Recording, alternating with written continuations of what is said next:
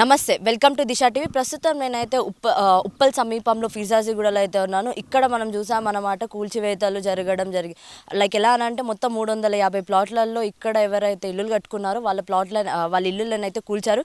So అసలు ఎందుకు కూల్చారు ఏంటిది అనేది ఇక్కడున్న వాళ్ళనైతే వాళ్ళ ప్లాట్ ఓనర్స్ అయితే ఉన్నారు మన దగ్గర. సో వాళ్ళతో అయితే మాట్లాడి తెలుసుకుందాం.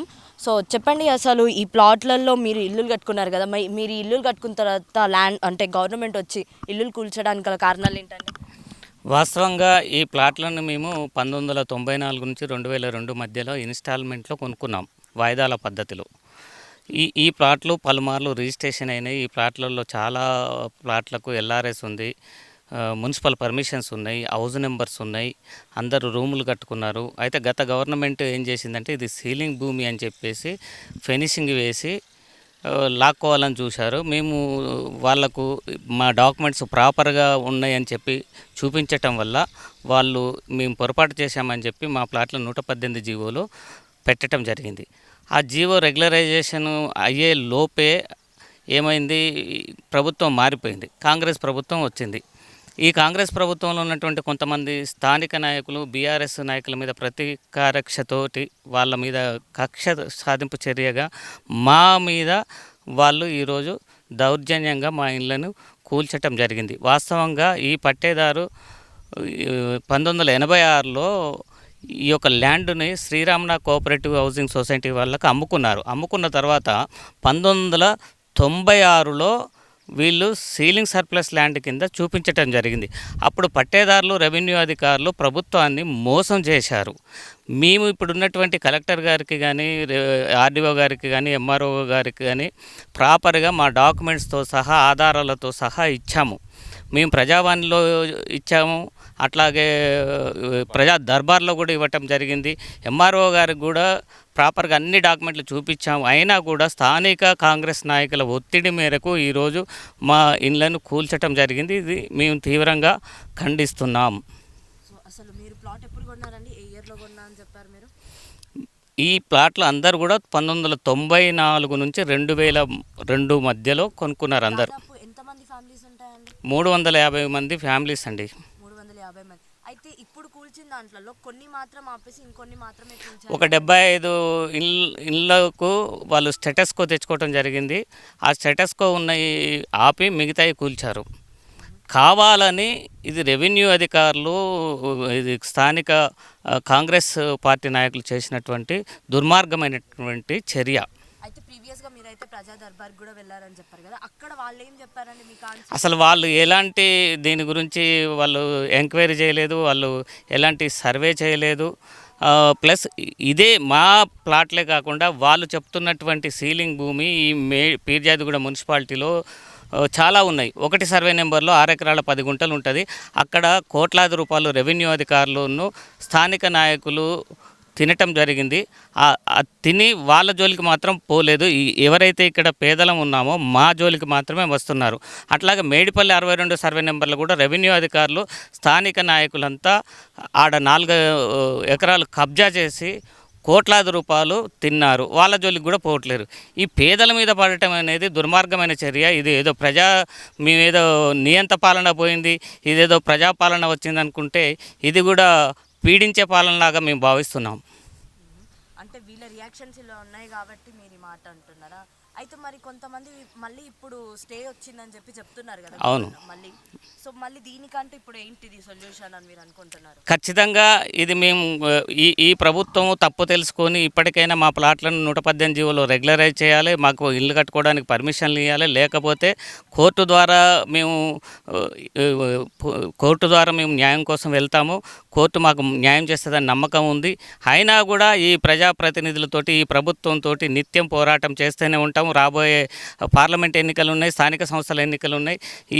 ఈ యొక్క ప్రతిఫలం ఖచ్చితంగా వాళ్ళ కాంగ్రెస్ పార్టీ వల్ల అనుభవించక తప్పదు. అయితే అండి, ఇప్పుడు మీరు అన్నారు కదా ఇక్కడున్న ల్యాండ్ ఓనర్స్ కానీ ఎలాంటి పనులు చేసుకుంటూ బ్రతికే వాళ్ళు. వీళ్ళంతా కూలీనాలు చేసుకుంటూ బ్రతికిరండి. ఇందులో ఒక పర్సను 16 సంవత్సరాలు మిలిటరీలో పనిచేసి వచ్చిన డబ్బుతోటి ఇల్లు కొనుక్కున్నాడండి. ఇంకొక పర్సను తన జీవితాంతం రైల్వేలో పనిచేసి రిటైర్డ్ అయిన తర్వాత వచ్చిన డబ్బులతోటి కట్టారు. ఇంకా చాలామంది రోజు కూలీ చేసుకొని బ్రతుకుతూ ఉన్నారు. ఒక పర్సన్ అయితే పాపం టైలరింగ్ చేసుకుని సంపాదించిన డబ్బులతోటి నెలకు 500 రూపాయలు కట్టి ఈ ప్లాట్ను సంపాదించుకోవటం జరిగింది. కానీ ఈ దుర్మార్గమైనటువంటి రాజకీయ నాయకుల కళ్ళల్లో మా ప్రాపర్టీ పడటం, వాళ్ళు ఇక్కడ ఏదో ఆశించటం వల్లనే ఈ అసలు ప్రజలకు న్యాయం చేయాలి ప్రభుత్వం అనేది. రెవెన్యూ అధికారులు కూడా ప్రజల తరపున మాట్లాడాలి, ప్రజలకు న్యాయం చేయాలి. అనవసరంగా కాంగ్రెస్ పార్టీ నాయకుల ఒత్తిడికి మా మీద పడి మా ఇళ్ళను కూలగొట్టడం అనేది నీచమైన చర్యగా భావిస్తున్నాం. ఓకే అండి, మీరు ఎక్కడి నుంచి వచ్చారండి? నేను ఇక్కడ సాయేశ్వరంలో ఉంటాండి. మేము ఏం పని చేస్తారు మీరు? నేను జనరల్గా ఇదివరకు నేను డ్రైవర్ చేసానండి. నేను కష్టపడి కొనుక్కున్న ప్లాట్ ఇది. అదేవిధంగా నాలాగా చాలామంది కొనుక్కున్న ప్లాట్లే. జనరల్గా ఏంటంటే ఫస్ట్ బాగానే ఉంది, గవర్నమెంట్ ల్యాండ్ కాదు ప్రైవేట్ ల్యాండ్ అని చెప్పేసి మాకు ఇప్పించారు. మేము తీసుకున్న తర్వాత మాకు ఒక 5 years నుంచి ఈ తెలంగాణ గవర్నమెంట్, మన టీఆర్ఎస్ గవర్నమెంట్ వచ్చిన తర్వాత మా ప్లాట్లను లాగేసుకొని కంచె చేసిన తర్వాత మేము ఫైట్ చేసినాం. ఇది ప్రైవేట్ ల్యాండ్ అని చెప్పేసి మాకు చెప్పారు. రియల్ కూడా మా ప్రైవేట్ ల్యాండ్ అని చెప్పేసి మా దగ్గర పేపర్స్ ఉన్నాయి. అన్ని విధాల పేపర్స్ ఉన్న తర్వాత మీరు ఎట్లా చేస్తారని చెప్పేసి మేము కొట్లాడితే కేటీఆర్ గారు కలిశారు మాకు. మేము 10 సార్లు వెళ్ళంగా కలిసిన తర్వాత అది డీటెయిల్స్ మొత్తం ఇచ్చిన తర్వాత చూసుకొని ఏమన్నాడు, మీరు మోసపోయారు, సరే ఎవరో మీకు మీకు ఇచ్చేసాడు, మేము సహాయం చేస్తామని చెప్పేసి మాకు జీవో కింద తీసుకొచ్చి పెట్టేసిండు. 118 జీవో కింద పెట్టేసిండు. పెట్టిన తర్వాత మాకు ఇస్తున్న మూమెంట్లోనే ఈ కాంగ్రెస్ ప్రభుత్వం అనేది చేంజ్ అయ్యి కాంగ్రెస్ ప్రభుత్వం వచ్చేసింది. ఆ గతంలో కూడా మేము కొట్లాడినప్పుడు బీఆర్ఎస్ తోటి మేము కొట్లాడినప్పుడు మాకు సపోర్ట్ ఇచ్చింది కాంగ్రెస్ ప్రభుత్వమే. అప్పుడు ఎంపీగా కూడా మన రేవంత్ రెడ్డి అన్న ఇక్కడే ఉన్నాడు. ఆయన కూడా మాకు ఫుల్ సపోర్ట్, అంటే ఆ కాంగ్రెస్ వాళ్ళు ఉన్నప్పుడు మాకు ఏమని చెప్పారంటే మీకు ఫుల్ సపోర్ట్ ఇస్తాము, మేము సపోర్ట్ ఇస్తామని చెప్పేసి వాళ్ళు అన్నారు. ఇప్పుడు ఎలక్షన్ టైంలో మేము కొట్లాడినప్పుడు మాకు సపోర్ట్ ఇస్తామన్నారు వాళ్ళు. అన్నప్పుడు మేము హ్యాపీగా ఫీల్ అయినాం. అంటే మేము ఇంత కష్టపడి కొన్నామని చెప్పేసి వాళ్ళు సపోర్ట్ తీసుకుంటూ వచ్చేసారు. తీరా వచ్చిన గవర్నమెంట్ చేంజ్ అయిపోయింది. ఇప్పుడు కాంగ్రెస్ ప్రభుత్వం వచ్చేసింది, రేవంత్ అన్న ప్రభుత్వం వచ్చేసింది. రేవంత్ అన్న ప్రభుత్వం వచ్చిన తర్వాత ఆయన మాకు సహాయం చేసేది పోయి ఉన్న జీవోను ఉల్టా పడేసి మా ప్లాట్ను మొత్తం జీరో చేసి పడేసి రూమ్లు కూడా కొట్టేసి పడేసాడు. ఇది ఏం ప్రభుత్వం ఇది? కాంగ్రెస్ ప్రభుత్వం అంటే ప్రజల ప్రభుత్వము, ప్రజాపాలన చెప్పేస్తున్నాడు మన రేవంత్ రెడ్డి అన్న. ఆయన ఉన్న ఎంపీగా చేసిన హయాంలోనే మాకు హెల్ప్ చేసినాడు. సీఎం అయిన తర్వాత ఇట్లాంటి ప్రాబ్లం ఎందుకు తీసుకొస్తున్నాడు మాకు అర్థం కావట్లేదు. దయచేసి అన్న చెప్పేది ఏంటంటే మీ ముఖంగా చెప్పేది ఏంటంటే ఈ విషయం అన్నకు తెలుసో తెలియదో మాకు తెలియదు. స్పందించి మాకు న్యాయం చేసే విధంగా చేయాలి. కారణం ఏంటంటే మాది గవర్నమెంట్ ల్యాండ్ కాదు, ప్రైవేట్ ల్యాండే మాది. మా దగ్గర ప్రూఫ్లు ఉన్నాయి. ఆ గవర్నమెంట్ కూడా ప్రూఫ్ లేవని అనుకొని మా మీద కక్ష కట్టి వేసింది. ఆ తర్వాత చూసుకొని మాకు వట్టిగానే ఇచ్చేసింది. అంటే వట్టికి సరే మళ్ళీ ఇంకో ప్రభుత్వం వస్తే ప్రాబ్లం ఇస్తుందని చెప్పేసి 118 జీవో పట్టుకొచ్చింది. ఆ జీవో క్లియర్ చేయాలి.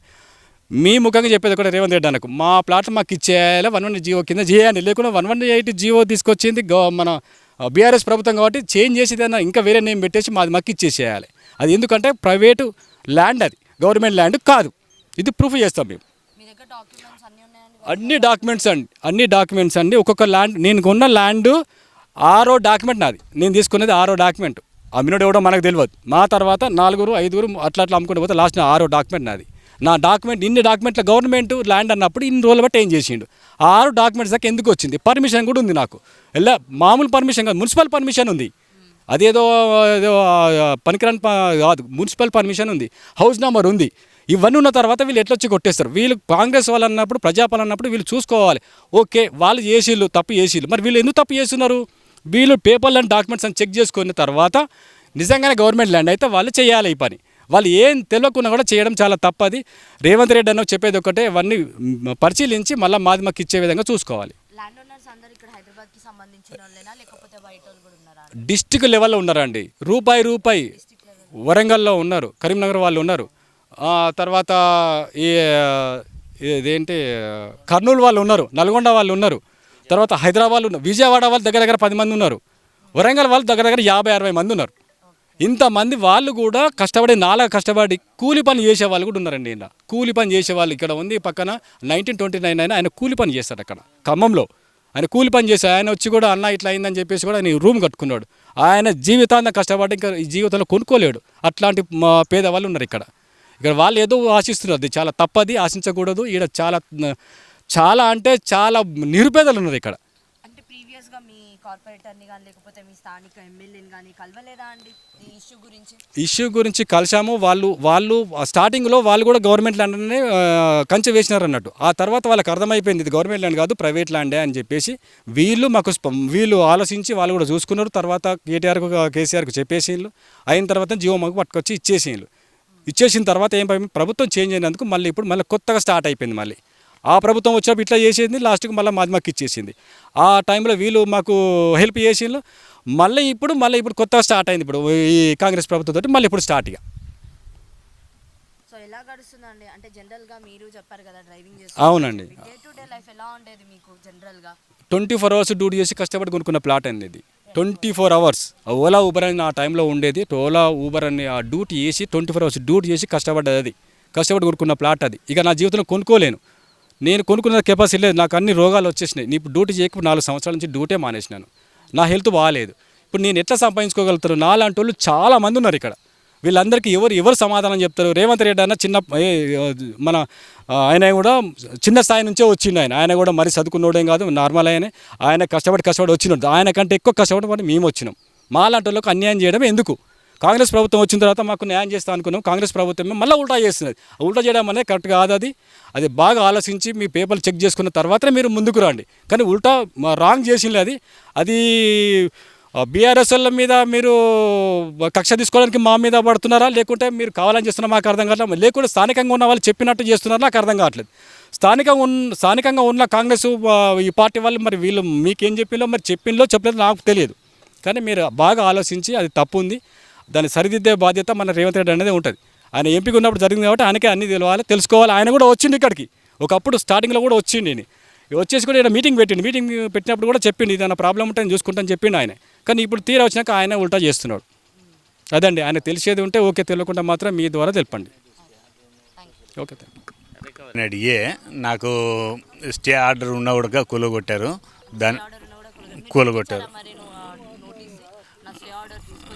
నైట్ నేను వచ్చేలాగా కూలగొట్టారు. మొత్తం ధ్వంసం చేసి పడేశారండి. అది స్టే ఉన్న కూడా కూలగొట్టేశారండి. ఆపలేరు. 2010. మేము కొద్దిగా కూడబెట్టుకొని కష్టపడి కొన్నాము దాన్ని.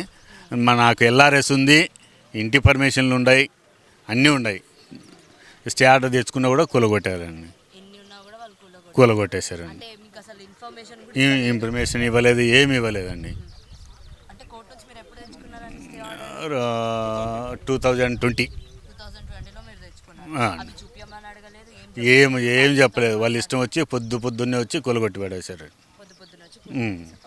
సో ఇదన్నమాట ఇక్కడ పరిస్థితి మనం చూసుకోవచ్చు అన్నమాట. ఇక్కడైతే ఎలా అని అంటే పేదవాళ్ళ ఇల్లు మావే లాగేసుకున్నారు, మేమేమి అడగలేమని చెప్పి మావి లాగేసుకున్నారని చెప్పి ఇక్కడ బాధితులు అయితే వాళ్ళైతే బాధపడుతున్నారు. అంతేకాకుండా ఇక్కడ మనం విజువల్స్లో కూడా చూసుకోవచ్చు అన్నమాట.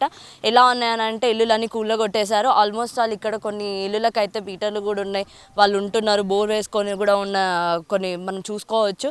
అండ్ ఇక్కడ ఎంత స్టే చేసినా కూడా వాళ్ళైతే యాక్చువల్గా చెప్పాలంటే వాళ్ళు స్టే అనేది తెచ్చుకున్నారు. స్టే అనేది తెచ్చుకున్న తర్వాత కూడా గవర్నమెంట్ అయితే పట్టించుకోకుండా నెక్స్ట్ గవర్నమెంట్ మారిపోయేసరికి వాళ్ళైతే చూసుకోలేదు, లేకపోతే ఇంకేదైనా అయ్యి ఉండొచ్చు రీజన్స్. కానీ మాకైతే ఇక్కడ మాకు అన్యాయం జరిగింది, ఇప్పుడు మాకు న్యాయం చేయండి అని చెప్పి అయితే ఇక్కడ ఈ బాధితులు అయితే ఇక్కడికి వచ్చేసారు. అండ్ వాళ్ళైతే బాధపడుతున్నారు. మేము కూలీనాలి చేసుకొని బ్రతికేటోళ్ళము, అలాంటి సిచ్యువేషన్లో మమ్మల్ని అయితే ఇలా ఏడిపేయడం కరెక్ట్ కాదు. యాక్చువల్గా చెప్పాలంటే ఇది ఆల్రెడీ ఎవరైతే సీఎం రేవంత్ గారు ఉన్నారో ఆయనకు ఆల్రెడీ ఈ విషయం అనేది తెలుసు, మా ప్రాబ్లమ్స్ అన్నీ తెలుసు. అయినా కూడా ఇలా చేయడం అసలు బాధాకరంగా ఉంది అని చెప్పి కూడా ఇక్కడ వాళ్ళైతే చెప్పడం జరిగింది.